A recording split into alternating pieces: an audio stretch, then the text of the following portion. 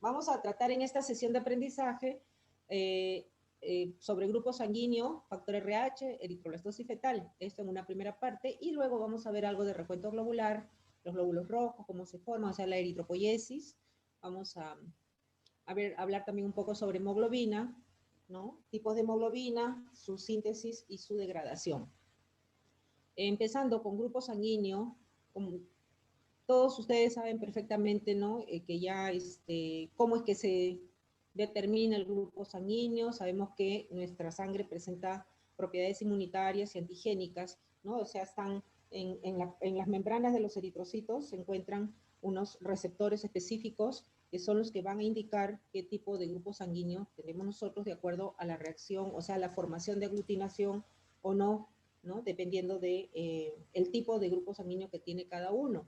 El grupo sanguíneo es importante determinarlo porque muchas veces se necesitan transfusiones de sangre, principalmente para efectos de transfusiones de sangre, en la que se necesita saber, valga la redundancia, es necesario saber qué tipo de sangre es la que se necesita para poder buscar a los donadores específicos, ¿no? Y a veces sucede que la sangre del donador no es compatible o no corresponde a la del receptor. Entonces va a haber una reacción, un choque que puede ser fatal en la persona que recibe un tipo de sangre que no le corresponde. Hoy podemos determinar si la sangre del donante y en la del receptor hay antígenos, ¿no? O que son los aglutinógenos, o si hay anticuerpos, que son las aglutininas, que son capaces de reaccionar entre sí. Los anticuerpos, que son las aglutininas, generalmente se encuentran en la fracción globulínica del suero, o sea, son las globulinas, son las inmunoglobulinas del plasma. Un poquito de historia sobre el descubrimiento del grupo sanguíneo. En 1900, Carl Landsteiner descubrió la aglutinación que se producía al mezclar glóbulos rojos, o sea, la sangre de un sujeto con la sangre de otro sujeto. Y luego de muchos estudios se aceptó la existencia de 3 grupos sanguíneos diferentes, ¿no? Y luego, en 1902 se descubrió un cuarto grupo que era el RH. Estas 4 clasificaciones reciben en la actualidad el nombre de sistema ABO, ABO. Landsteiner también vio que solamente se necesitaban 2 de los antígenos para explicar la existencia de los 4 grupos, ¿no? El primero tenía el antígeno A, el segundo tenía el antígeno B, el tercero tenía los 2 antígenos, A y B, y el cuarto no tenía ningún antígeno. Entonces era necesario solamente la existencia de 2 de estos antígenos para explicar la existencia de los 4 grupos, ¿no? Entonces vamos a ver cuáles son los anticuerpos y cuáles son los antígenos.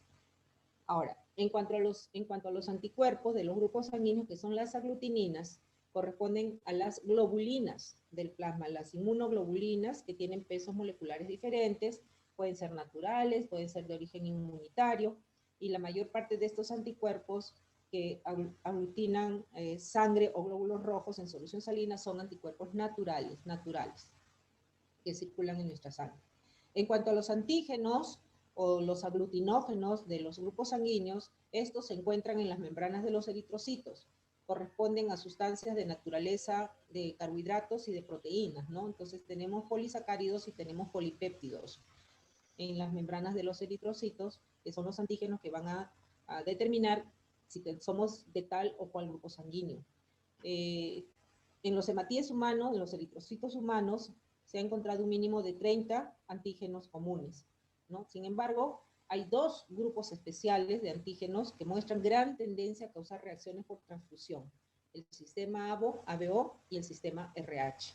Por ello es que son los que más se utilizan para efectos de transfusiones sanguíneas. Hay otros sistemas, ¿no?, de esos antígenos comunes, son el sistema Lewis, Lutheran, Duffy, etc., el P, MNSS, pero los más importantes de todos estos sistemas son el sistema ABO, o el sistema ABO, y el sistema RH, ¿no? En este cuadrito se resumen esos sistemas, algunos, porque son como 30, pues, ¿no? Ya muchos son como 30 sistemas, pero de estos los más importantes, el sistema ABO y el sistema RH. Y los demás que hemos mencionado hace un momento, MNSS, Lewis, P, Lutheran, Kell, Duffy, Kit. Y el sistema ABO tiene los antígenos AB y O. El sistema RH tiene antígenos D, C, E y O, ¿no? Entonces aquí el más importante es el D. Y la importancia clínica de estos anticuerpos en reacciones transfusionales hemolíticas son importantes porque dan reacciones transfusionales hemolíticas y porque están involucrados también en esta enfermedad hemolítica del recién nacido, conocida comúnmente como eritroblastosis fetal, ¿no? La EHR o EHRN, enfermedad hemolítica del recién nacido. El sistema ABO está involucrado y el sistema RH, principalmente el sistema RH, porque las madres RH negativas, ¿no? Son las que tienen mayores problemas con esta enfermedad de eritroblastosis fetal, que también se llama enfermedad por incompatibilidad materno-fetal, porque la mamá es RH negativa y el feto viene a ser RH positivo, siempre y cuando el papá sea RH positivo. Entonces, como el feto es RH positivo por los antígenos que recibió del papá, entonces hace que la mamá quede inmunizada contra esos anticuerpos RH positivos. Sí, Marjorie. No, profesora, disculpe. Sí. Bueno, pensé que querías intervenir. Hablemos un poco sobre el sistema ABO entonces. Entonces, a los antígenos del tipo A y B se les llaman aglutinógenos, mientras que los anticuerpos plasmáticos, que son los que aglutinan con los antígenos, se denominan aglutininas. Entonces, respecto a los aglutinógenos, cuando los eritrocitos no contienen aglutinógenos A ni aglutinógenos B, entonces la sangre corresponde al tipo O. Si no hay aglutinógenos ni A ni B, la sangre es de tipo O. Cuando solo existen aglutinógenos de tipo A, la sangre es del grupo A. Si solo existen aglutinógenos del tipo B, la sangre es del tipo B, del grupo B. Y si existen ambos aglutinógenos, la sangre es del grupo AB. ¿No? Por ejemplo, yo soy AB, yo tengo ambos aglutinógenos en mis eritrocitos, A y B. En cambio, en las aglutininas, la sangre del grupo A contiene aglutinógenos del tipo A, pero tiene glutininas anti-B. La sangre del grupo B contiene aglutinógenos, la sangre del grupo B contiene los aglutinógenos del tipo B, pero tiene las aglutininas anti-A. Y la sangre del grupo AB contiene ambos aglutinógenos, pero ninguna aglutinina. Y la sangre del tipo O contiene ambas aglutininas y no tiene los aglutinógenos. Entonces, en este cuadro se resume mejor lo que acabamos de mencionar, ¿no? Tenemos el sistema ABO, grupo A, grupo B, grupo AB y grupo O. Tenemos aquí a los eritrocitos con sus aglutinógenos en las membranas, ¿no? Entonces, el grupo A tiene aglutinógenos A y aglutininas anti-B. El grupo B tiene aglutinógenos B y aglutininas anti-A. El grupo AB tiene ambos aglutinógenos, pero no tiene ninguna aglutinina. El grupo O tiene ambas aglutininas, pero no tiene ningún aglutinógeno, ¿no? Entonces, de esa manera es como se determina el grupo sanguíneo. Y en este esquema estamos observando la relación entre donante y receptor para efectos de una transfusión sanguínea, ¿no? Del sistema ABO. El grupo O corresponde al donador o dador universal, es el donante universal. El grupo AB es el receptor o el aceptor universal. Veamos ahora cómo se relaciona.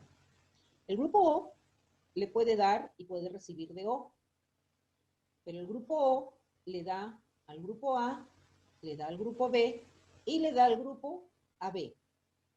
¿Okay? Por eso es el donador universal, porque le da a todos los grupos sanguíneos. Al grupo A, al grupo B, al grupo AB. El grupo A le puede dar al grupo A y al grupo AB. Los que tienen sangre de tipo B les pueden dar a otro tipo B o les pueden dar también al grupo AB. Y como pueden ver ustedes, el grupo AB recibe de A, recibe de O, recibe de B. Entonces, por ello se considera el receptor universal. Pero el grupo AB solo le puede dar a otro AB. No le puede dar a ni a B, ni a O. Por ello es que el grupo AB es el receptor universal. ¿Comprendido? ¿Hasta aquí? ¿Alguna pregunta? Profesora, ¿y los O negativos? Veamos. Aquí tenemos los negativos y los positivos. ¿A quién le pueden dar y de quién puedes recibir? Aquí está en este cuadrito, ¿ya? Fíjense. ¿A quién le puedes donar si eres O negativo? Les puedes donar a todos. Si eres O negativo, puedes recibir de O negativo. Si eres O positivo, puedes recibir de O negativo y de O positivo.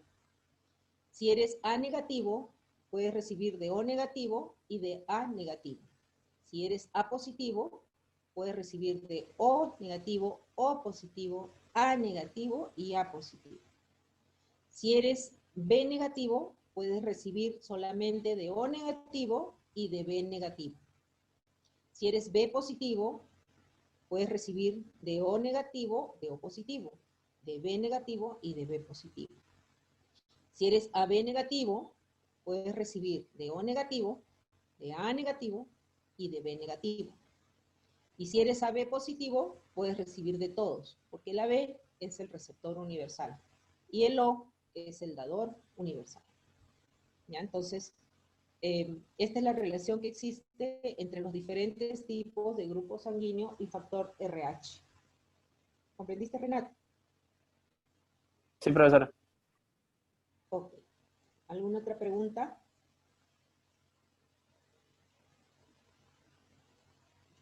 La frecuencia de los diferentes tipos de sangre en personas de raza blanca es aproximadamente del 47%, corresponden al grupo O, 41% al grupo A, 9% son del grupo B y solamente el 3% aproximadamente tienen grupo AB.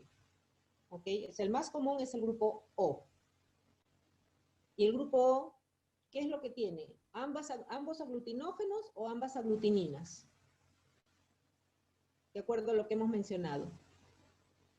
Ambas aglutininas. Ambas aglutininas. Muy bien, Evelyn. ¿Cómo te apellidas, Evelyn? Bravo Caico. Bravo. Bravo, bravo, bravo, bravo. Ok.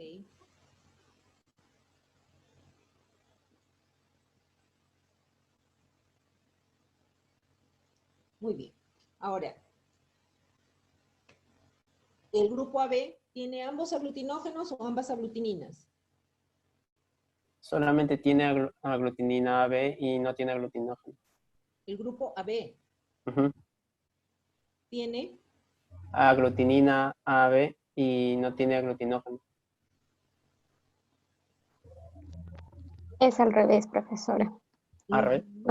Sí, contiene ambos aglutinógenos, el AB, y no aglutininas. y no tiene ninguna aglutinina. Si el grupo O tiene ambas Ah, aglutininas. profesora, estoy entendiendo al tiene revés, ninguna. entonces. Al revés, pues, lo estás entendiendo al revés, Renato. Ya, Ya, profesora. ahora sí te diste cuenta. Eso es lo Sí, que sí. quiero que quede bien claro, que comprendan. ¿Ya? El grupo O tiene las dos aglutininas, tiene los dos anticuerpos, anti-A y anti-B, son anticuerpos. Y no tiene aglutinógenos, no tiene en su superficie, mira, acá no hay aglutinógenos, son aglutinógeno A, aglutinógeno B, no hay. Estos solamente tienen aglutinógenos A, esta solamente tiene aglutinógenos B. El AB tiene ambos aglutinógenos y el grupo O no tiene aglutinógenos. ¿Se dan cuenta? Por eso es el esquemita, pues, para que podamos comprender mejor, ¿ok? En cambio, el grupo O solamente tiene las aglutininas, los anticuerpos, anti-A y anti-B, pero no tiene aglutinógenos. En cambio, el grupo AB tiene ambos aglutinógenos, pues aquí están. Aglutinógeno A, aglutinógeno B, aglutinógeno B, aglutinógeno A. Pero no tiene ninguna aglutinina, no tiene anticuerpos. El grupo B tiene anticuerpos anti-A y sus aglutinógenos B, pues porque aglutina a los del B. Y el grupo A tiene el aglutinógeno A y la aglutinina anti-B. ¿Ya? Entonces, ya está comprendido. Vamos a avanzar entonces con el factor RH, que se denomina también sistema Rhesus. Rhesus justamente porque fue un mono de la especie Macacus rhesus, donde se encontró, donde se descubrió este cuarto grupo sanguíneo, este cuarto sistema de grupo sanguíneo que es el factor RH. Justamente en 1900, para seguir con la historia de Karl Steiner, fue quien descubrió las diferencias entre las sangres, ¿no? De varios grupos de personas, y todos sus descubrimientos, sus estudios que realizó, fueron los que dieron inicio a la era inmunológica en la historia de las transfusiones sanguíneas. En 1902, Descastello y Stordi descubrieron el grupo AB, ¿no? Antes se conocía solamente grupo A, grupo B y grupo O, nada más, pero no se sabía del grupo AB. En 1902 se descubrió el grupo AB. Y en 1939 recién fue en donde Landsteiner y Wiener realizaron experimentos en conejos con antisueros contra glóbulos rojos de los monos de la especie Macacus rhesus. Y allí fue donde encontraron que ese suero antirhesus aglutinaba la sangre del mono y también las del 85% de sujetos de raza blanca en New York, haciendo sus experimentos, pues, ¿no? Con grupos poblacionales. Y descubrieron, pues, un nuevo sistema de grupo sanguíneo completo y de importancia fundamental al que se le denominó sistema Rhesus, RH, factor RH. Justamente los estudios que hicieron después Levin y colaboradores establecieron que la inmunización de madres RH negativas por el antígeno RH era causa de casi todos los casos de eritroblastosis fetal o enfermedad hemolítica del recién nacido, ¿no? Este estudio del sistema RH evolucionó, progresó enormemente con los estudios de Coombs, Rice y Morant, quienes descubrieron en 1946 la prueba de la antiglobulina de Coombs, que es específica para el diagnóstico de eritroblastosis fetal, ¿no? Esta prueba de Coombs es un examen de sangre que se usa en inmunología y también en hematología. Detecta la presencia de anticuerpos en suero que reaccionan con antígenos en la superficie de los glóbulos rojos. Y eso explica cerca del 95% de casos de eritroblastosis fetal e incompatibilidad por RH o incompatibilidad materno-fetal, ¿no? Entonces en cuanto a la técnica de Coombs, hay una técnica de Coombs directo, que es la que más se usa, y hay otra Coombs indirecta cuando la primera, o sea, la directa no sale muy clara. Entonces aquí está el procedimiento. Esto en realidad corresponde a la parte práctica del curso, ¿no? Yo les dejo esto para que ustedes más o menos tengan una idea, ¿no? Se utiliza una dilución al 3% de los hematíes de la sangre, ¿no? Se colocan 2 gotas de esa dilución en un tubo, luego se lavan con solución salina fisiológica, se decanta, se deja el botón hemático que queda así acá en el fondo del tubo, se añade el suero de Coombs, que es específico y eso les tienen que enseñar en práctica, se homogeniza, se centrifuga 10 minutos a 1500 revoluciones y se resuspende el botón hemático para comprobar si es que existe aglutinación o no. ¿No? Entonces, si esta prueba sale positiva cuando hay aglutinación, quiere decir que el niño sufre de eritroblastosis fetal. Todo el procedimiento lo pueden ver ingresando en este enlace. ¿Ya? Se los dejo para que ustedes puedan reforzar esta prueba de Coombs para el diagnóstico de eritroblastosis fetal. ¿No? Vamos a hablar sobre justamente esta enfermedad, conocida también como la enfermedad hemolítica del recién nacido. Consiste en un estado de destrucción o lisis de los glóbulos rojos del feto. O sea, hay una hemólisis masiva, ¿no? Esta hemólisis o lisis de sus eritrocitos del feto se debe a un anticuerpo producido por la madre contra un antígeno que el feto heredó del padre y que la madre no posee. ¿Okay? Entonces hay reacción en la sangre del niño. Por eso se hemoliza su sangre. Para que esto suceda, es necesario que pase un tiempo. Entonces, lo más probable es que la enfermedad aparezca o los anticuerpos aparezcan en la madre que ha sido ya expuesta repetidamente a glóbulos rojos fetales que poseen el mismo antígeno, ¿no? O sea, el que heredan del papá, ¿no? Al grupo sanguíneo del papá, por decir, el RH positivo.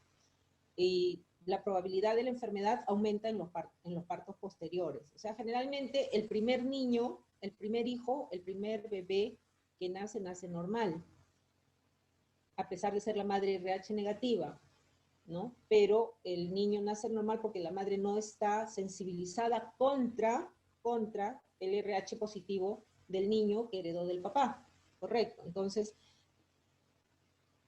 el niño puede nacer normal, pero, ¿qué pasa? De repente, nace el primer bebé y sucede que desarrolla eritroblastosis fetal. Eso significa que la mamá ya fue sensibilizada previamente. De repente no por un embarazo, sino que puede haber sido por un aborto previo, un aborto no declarado, como se le llama, ¿no? Un embarazo previo no declarado, ¿no? Un aborto. O también puede ser que haya sido sensibilizada por una transfusión sanguínea con un grupo de sangre diferente. O sea, ella era RH negativa y le pueden haber transfundido una sangre RH positiva. Entonces ya fue sensibilizada, ya desarrolló anticuerpos contra el RH positivo que viene en el niño, ¿no? Entonces de esa forma, el primer bebé sí puede sufrir de la enfermedad. Normalmente, si la madre está sana, si no ha recibido transfusiones previas equivocadas, si no ha tenido abortos previos, entonces sí, el primer niño tiene todas las posibilidades de nacer normal. Pero ¿qué pasa? Con ese primer niño ya la madre queda sensibilizada, crea anticuerpos, anti-RH positivos. Entonces, en un segundo embarazo, allí sí, el niño va a sufrir, porque ya la madre tiene los anticuerpos contra los RH positivos del feto y ya lo van a afectar al feto. El niño nace y empieza a desarrollar la enfermedad. Se hemoliza su sangre, se eleva la concentración de bilirrubina en su sangre, puede sufrir de una ictericia nuclear a nivel del encéfalo, y eso es fatal para el niño en realidad. Generalmente creo que son el 70% de niños recién nacidos que desarrollan la encefalopatía por eritroblastosis fetal o la ictericia nuclear.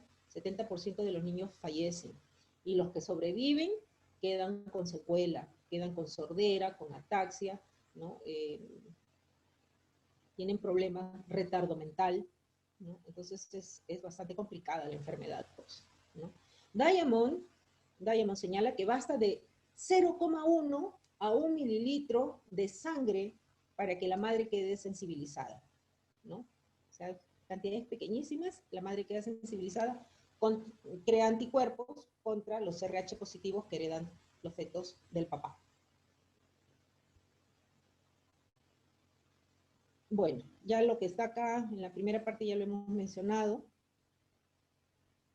Y la enfermedad, como dice acá, es causada por la transmigración a través de la placenta de las IgG maternas, los anticuerpos que creó la mamá, y que es específica contra los eritrocitos o contra la sangre RH positiva del feto. Por eso ya la mamá, como ya quedó sensibilizada con el primer parto, en el segundo van a transmigrar, van a migrar a través de la placenta los anticuerpos maternos hacia el feto. Entonces, para prevenir esto, hoy en día existe una vacuna, ¿no? Que es una inyección de inmunoglobulina RH, que casi siempre evita que ocurra la sensibilización, ¿no? Entonces, de esa manera se puede evitar el desarrollo de la enfermedad, de la eritroblastosis fetal. Entonces, los niños están completamente ictéricos, amarillos, ¿no? Por la elevada concentración de bilirrubina en la sangre. Porque cuando se hemolizan los eritrocitos, liberan la hemoglobina, ¿no es cierto? Porque los eritrocitos contienen hemoglobina, ¿no? Transportan la hemoglobina a los glóbulos rojos. Profesora, Dime, ¿la vacuna va a la madre o al niño? a la mamá, a la mamá. Mamá. Ah, ya. A la mamá. No es que ya la mamá ya sabe que es RH negativa, entonces dice, ay, bueno, yo quiero tener mi bebé, bueno, tuvo un primer embarazo, vamos a suponer, ¿no? Entonces dice, no, pero tiene mejor el embarazo, yo soy RH negativa. El doctor, el médico, el ginecólogo tratante le recomienda que se vacune mejor para evitar que quede sensibilizada, ¿no? Entonces se le vacuna y de esa manera ya la mamá no queda sensibilizada, no crea los anticuerpos anti-RH positivos. ¿Y la vacuna dura siempre ya o tiene un periodo nada más de tengo de entendido duración? de que basta una sola vez. Ah, Tengo ya. entendido que basta una sola vez. No sé si, bueno, será necesario Pero, para ¿la vacuna es segura o es para prevenir? O sea, como un prevenir, porcentaje de prevención. para evitar Ah, que el niño nazca con la enfermedad. Ajá. ¿Ya? Profesora, Y sí, hija, ¿y qué pasa cuando el niño está dentro de la placenta, dentro de la madre aún? ¿Le afecta de alguna manera o recién presenta los síntomas una vez que sale? el niño dentro de la placenta, Ajá. O sea, ¿cómo? cuando el bebé está dentro de la madre, ¿sufre algún daño por ser RH positivo? ¿O recién cuando se da el parto empiezan lo que es la ictericia y todo eso? Exacto. Después del nacimiento, a las 2 o 3 horas, empieza la ictericia. Empieza la ictericia. ¿Por O qué? sea, adentro Porque está protegido. dentro de la madre el niño está bien, está normal, está tranquilo, pero ya su sangre está reaccionando prácticamente, o sea, todo es que espera el momento del parto cuando ya el niño sale, ¿no? Cuando nace, mejor dicho, y empieza ya la destrucción masiva de los eritrocitos. Hay liberación de hemoglobina y la hemoglobina se degrada, pues, se cataboliza. Y cuando la hemoglobina se degrada, se convierte en verdohemoglobina, después en biliverdina y después en bilirrubina. Esa bilirrubina se eleva en sangre y produce la ictericia, ¿no? Generalizada, y lo más grave es la ictericia nuclear en el encéfalo. ¿Ya? Cuando nace es que empieza ya la hemólisis. ¿Ya? Por eso se llama enfermedad hemolítica del recién nacido. ¿Ya, hija? ¿Ya, Evelyn? Ya, profesor. Ya, mientras está dentro en la barriguita de la mamá, el niño todavía está normal. Todavía está normal. Pero si esa mamá ya ha sido vacunada, van a ser normal el niño. No va a desarrollar hemólisis, no va a desarrollar la enfermedad, ¿no? Entonces, los niños que sufren de eritroblastosis fetal, aparentemente normales, como dice acá, al momento de nacer, presentan la ictericia en 2 a 3 horas post nacimiento. Y la ictericia nuclear, que se da en las zonas circunscritas al encéfalo, ¿no? Unas zonas amarillentas en el encéfalo, que es una de las manifestaciones más graves, y puede causar la muerte en el 70% de los lactantes, en el transcurso de una semana después de nacido, ¿no? Desde que nacen hasta una semana puede morir el bebé. Se manifiesta también clínicamente con la presencia de hemorragias petequiales, que se desarrollan después del nacimiento, hepato y esplenomegalia, es decir, se les agranda mucho el hígado y el vaso, hepato y esplenomegalia, y también hay anemia intensa justamente pues por la hemólisis, ¿no? Entonces baja la concentración de glóbulos rojos, el niño se vuelve anémico, pero a su vez la médula empieza a tratar de compensar esa falta de eritrocitos, ¿no? La falta de hemoglobina, por los eritrocitos que transportan la hemoglobina, y empieza a producir, trata de producir más eritrocitos, pero lo que salen son más reticulocitos. Los reticulocitos son eritrocitos jóvenes, que tienen en promedio un tamaño más grande que el eritrocito normal, y tienen muchas granulaciones de cromatina en el citoplasma, ¿no? Esos son los reticulocitos. Entonces hay reticulocitosis, lo que se llama, ¿no? La enfermedad reticulocitosis. No hay eritrocitos maduros, normales, en esa sangre de ese niño. Entonces eso tampoco es bueno, pues, porque lo que necesita los reticulocitos no transportan hemoglobina. Por lo tanto, no hay transporte de oxígeno tampoco, porque el oxígeno se fija a la hemoglobina para ser transportada a todos los tejidos. Entonces, por deducción nomás ya nos damos cuenta, pues, de que ese niño tiene todas las de perder. En cuanto a los síntomas, cuando la ictericia nuclear es intensa, el niño, el lactante, el recién nacido, emite chillidos, emite gritos de tono alto, chilla mucho, no llora normal como cualquier criatura, como cualquier bebé recién nacido. Gritos de tono alto, está totalmente irritable, tembloroso, pueden haber convulsiones o contorsiones, como vemos en el niño que está abajo a la izquierda, hay molestias respiratorias, y si este niño ictérico sobrevive, como les había mencionado hace un rato, puede quedar secuela como una sordera, retraso mental y la ataxia. ¿Ustedes saben lo que es ataxia? ¿Alguien me puede decir lo que es ataxia? ¿Es falta de oxígeno? Eso es hipoxia. Ah. Ajá, hipoxia. Ahora vamos a hablar de la hipoxia dentro de un rato, que estimula la eritropoiesis. ¿Qué es ataxia? ¿Alguien más desea intervenir? Creo que cuando les falta coordinación, ¿En qué? en su equilibrio, coordinación en los nervios, en los músculos. Pero no sé exactamente a qué se debe. Creo que es, bueno, en algunos casos, por intoxicaciones, ¿no? Puede ser, pero en este caso es por la falta de, por la anemia intensa y está afectado el sistema nervioso central, pues el encéfalo. Ajá, entonces sí. hay dificultad en la coordinación de los movimientos, ¿no? Principalmente en las extremidades, en las manos, en las piernas. El niño no...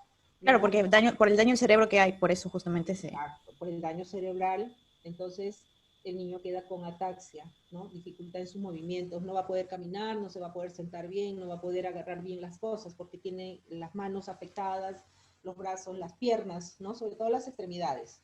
Esa es la ataxia. Profesora, A ver, Daisy primero y después Renato. Daisy. Profesora, y si el niño sobrevive, ¿no?, de ese 70%, después, ¿qué tiempo de vida tiene? O Sí, el pronóstico de vida ya depende de la calidad de vida que se le dé a ese niño, porque es como ¿quién te puede decir? Como un niño Down, por ejemplo. Un niño Down, si se le da una buena calidad de vida, puede vivir hasta los 40, 50, 60 años, normal. Pero si no tiene una buena calidad de vida, no llega a los 20. Igual, el niño que queda con estas secuelas, con retraso mental, con la tasa colesterol, depende de la calidad de vida que se le dé. ya, profesora, y si la mujer desconoce que es RH positivo, es que no puede desconocer, negativa.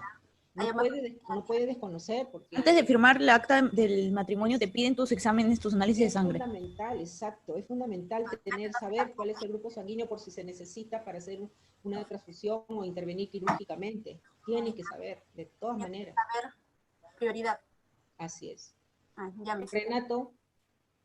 Profesora, ese es el caso en que si la madre es RH negativo, pero si fuese al revés, ¿no hay problema? O sea, es que la madre sea RH positivo y el padre RH negativo. No se conocen de casos que se hayan dado de eritroblastosis fetal. La eritroblastosis fetal se da cuando la mamá es RH negativa y el niño es RH positivo. Ya. Solo entonces cuando la mamá es RH negativa. Sí, eso no he encontrado en la literatura, por lo menos en lo que yo he leído, no he encontrado casos. Justo yo he tenido esa curiosidad, ¿no? De ver si es al revés, si la mamá es RH positiva y el niño sale RH negativo, entonces no se han encontrado casos, no se han dado casos. Sí, porque por algo, por ejemplo, la mamá salió RH negativo porque seguro uno de sus padres heredó. Es que el negativo más que todo generalmente sea cuando ambos padres son RH negativos. ¿Ya? Entonces ahí definitivamente el niño sale RH negativo, o la niña. ¿Ya? Así es. Vamos a ver, ¿cómo se hace el diagnóstico? En principio la sospecha clínica, ¿no? Eso lo hace el médico. Tiene que sospechar de la mujer embarazada con antecedentes de embarazo, seguido de otro con niños ictéricos, con abortos o fetos muertos, ¿no? Después, en un examen de sangre, como les había mencionado, el número elevado de normoblastos o de reticulocitos, ¿no? Cuando hay reticulocitosis, indica la existencia de la enfermedad. Después, otro signo que tiene que ver el médico para hacer el diagnóstico de la enfermedad es la ictericia, que es el signo clínico más importante de la enfermedad hemolítica, de la eritroblastosis fetal, en las primeras 24 horas de vida del bebé. Pero el diagnóstico definitivo, ya cuando hay sospecha, cuando ya tiene la confirmación que la madre es RH negativa y el bebé es RH positivo, definitivamente hay que hacerle una prueba positiva de antiglobulina de Coombs, con glóbulos rojos fetales, es decir, con la sangre del feto, del niño, o del cordón umbilical.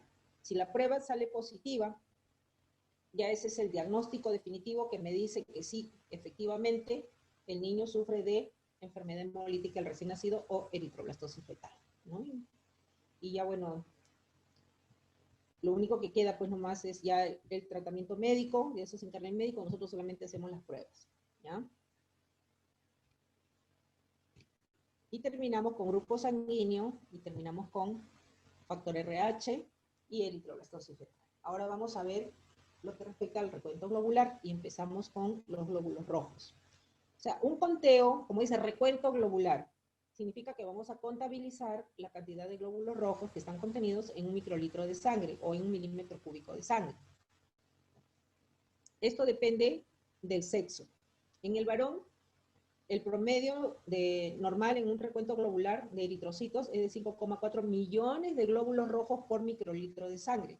En la mujer es más o menos 4,8 millones de eritrocitos por microlitro de sangre en la mujer, ¿no? Entonces, eso es más o menos en lo que respecta al recuento globular. El recuento globular, el recuento de glóbulos rojos, tanto de glóbulos rojos como de leucocitos, se lleva a cabo en una cámara de Neubauer, que ya ustedes las conocen, las cámaras de Neubauer, en la parte del reticulado, ¿no? Y con líquidos de dilución específicos para cada una de estas células, ¿no? En la práctica se hace con la cámara de Neubauer o el método del hemocitómetro, que también se llama así, ¿no? Entonces, se contabilizan los glóbulos rojos, se aplican las fórmulas correspondientes y se halla el total el resultado de cantidad de glóbulos rojos que tiene la persona por milímetro cúbico. O sea, tenemos millones de glóbulos rojos por microlitro de sangre, imagínense.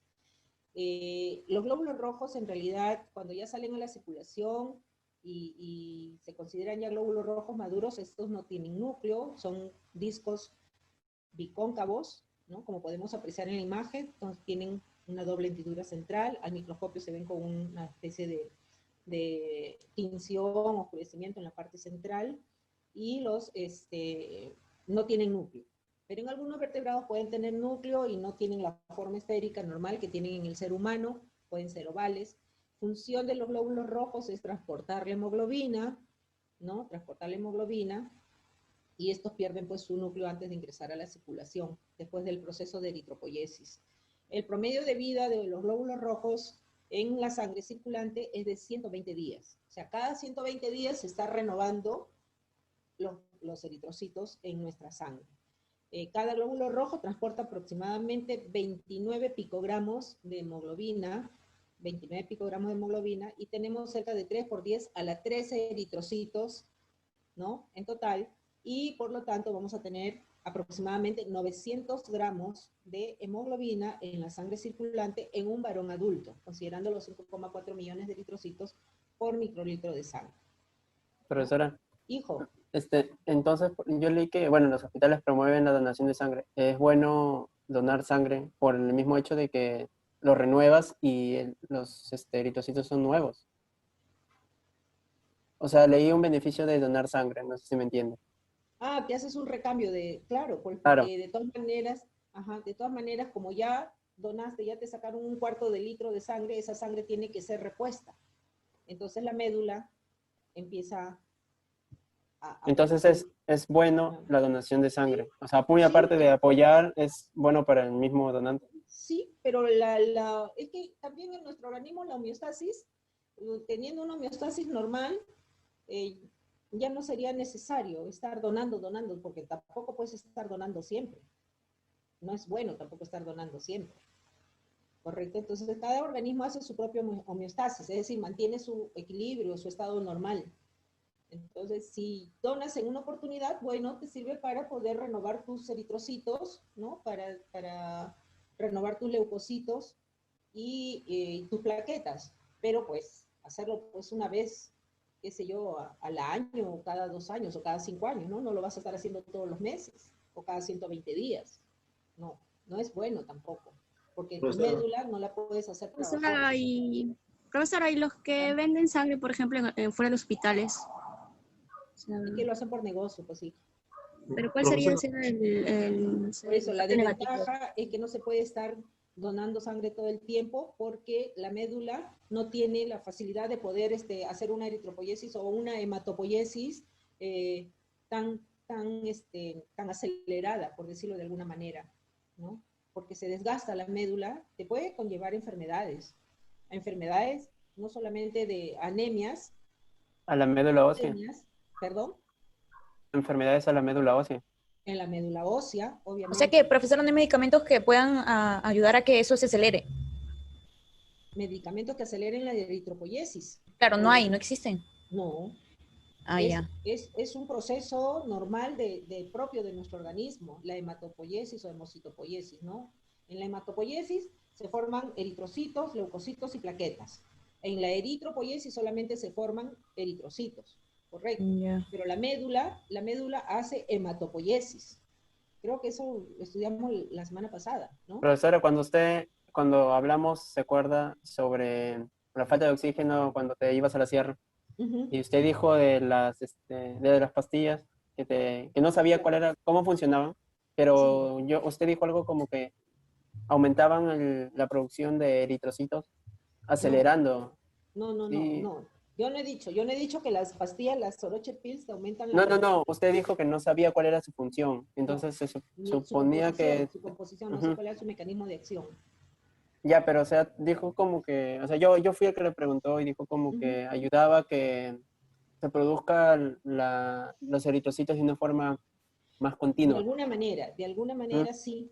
Usted dijo de que hacía que el oxígeno llegara más rápido a la médula. Al cerebro. te evita el mareo, te evita la náusea, ¿no? Las oroche pills, porque eso es Claro. lo que sucede cuando estamos en la altura, vivimos en la costa y vamos a la altura, ¿no? Y a zonas altas, y empieza el mareo y la náusea y te sientes mal, ¿no? Que se te puede bajar la presión y te puedes desmayar. ¿Correcto? Profesora, pero el complejo B no es bueno